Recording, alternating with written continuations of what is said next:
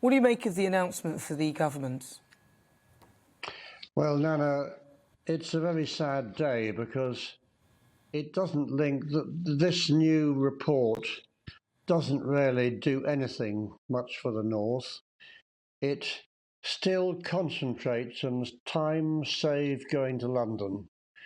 And what it's supposed to do is to integrate the need for better services in the North and the Midland, which of course is mostly east-west in both places rather than north-south.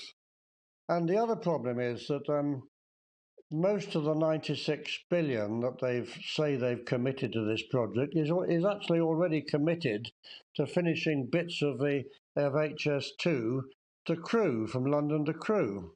So there's very little money, and it doesn't deliver the east-west, which is so important. In other words, if you want to go from Liverpool to Manchester to Leeds to Hull or to York, you would think that you could have a through train, but you'd have to go into Manchester and Manchester Piccadilly station and reverse out again. Why aren't they going straight through Manchester with a tunnel, as Andy Burnham and other people in that area have suggested? And why are you going to have reverse? And it would make it very difficult to make the trains work. And the same applies in the Midlands. If you want to go from Wolverhampton to Birmingham, to Nottingham and Derby, which is very necessary. Lots of people want to do that. You're going to have to get out at Birmingham New Street and walk for 15 minutes to Curzon Street and get on a high-speed train for just 40 kilometres or something. So it'll hardly get up to its high speed before it has to slow down again. This is not integrating new services and new lines with what is there at the moment. And I think that is a real shame. The present lines need to be massively upgraded within the areas and not worry about getting to London 10 minutes more quickly. The other thing, Nana, of course, is that the politicians in that area are, I think, worried about two things. One is getting to London more quickly. And I would suggest to the people that want to get to London more quickly that they've got some pretty good services now. And when they get on their train at Manchester or Leeds or Sheffield or wherever, they can sit with their laptops, work for a couple of hours. Do they need to get there 10 minutes more quickly? But people who want to commute daily to school, to colleges, to shopping or to work, within all the towns and cities in those areas, they're awful services at the moment. They're slow, they're congested, they don't go necessarily where people want. And that's what the government should have been doing, and that's what I've been saying for years. So I think they need to rethink this, but the most important issue is that the regional authorities in the Midlands and the North should be in charge. They should say what's needed rather than Whitehall.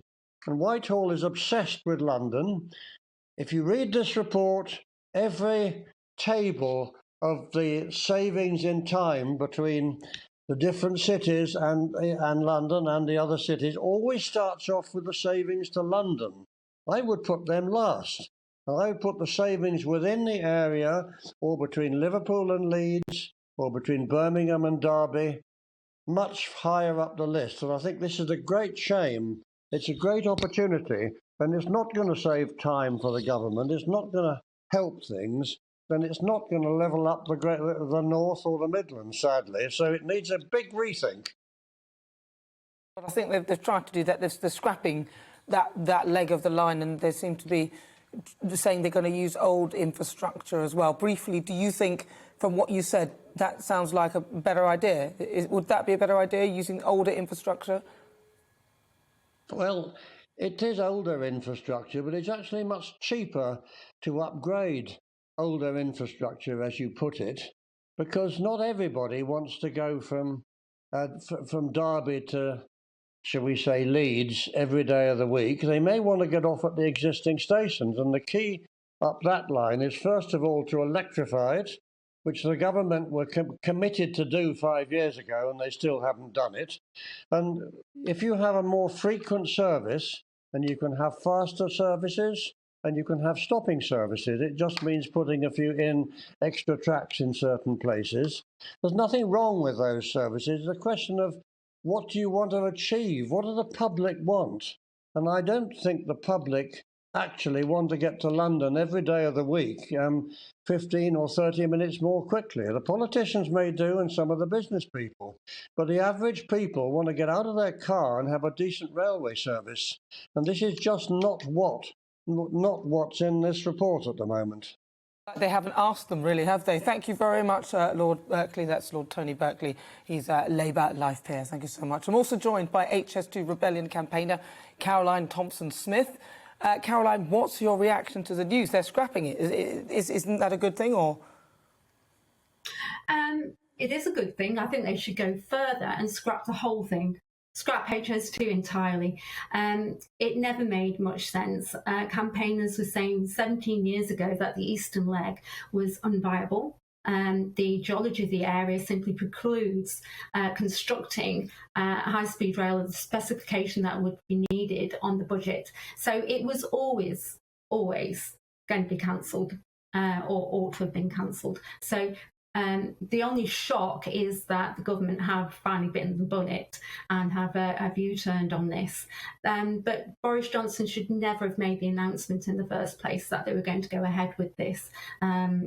It just beggars belief that it was ever on the cards in the first place.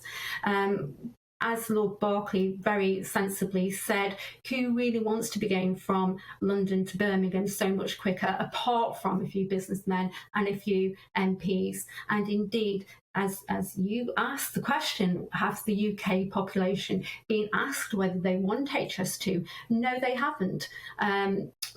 Local authorities unanimously voted against HS2, and yet the government overruled that and pressed ahead in any case.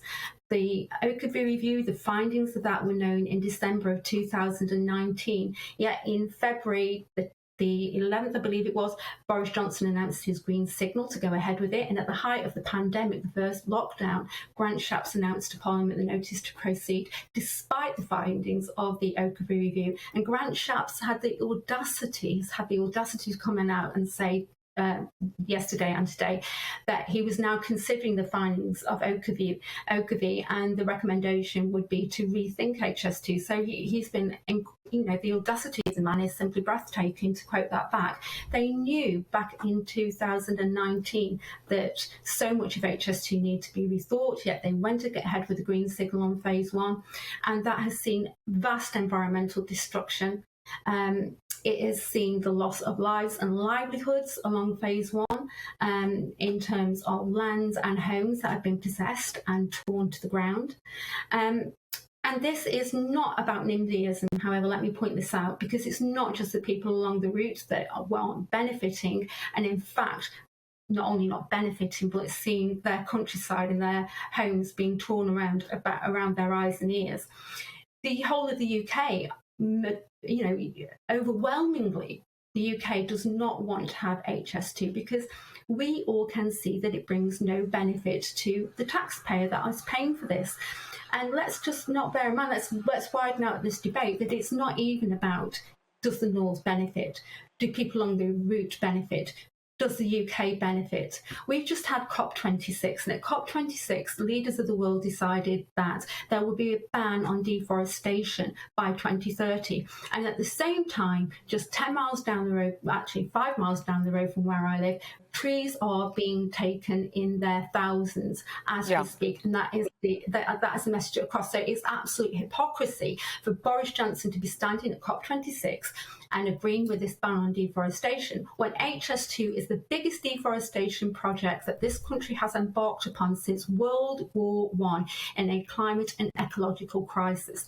And the carbon emissions from the construction of HS2 are not just a national scandal, they are a global disgrace. The only acceleration that we're seeing by HS2 is an acceleration towards climate change, and the whole thing needs to be scrapped.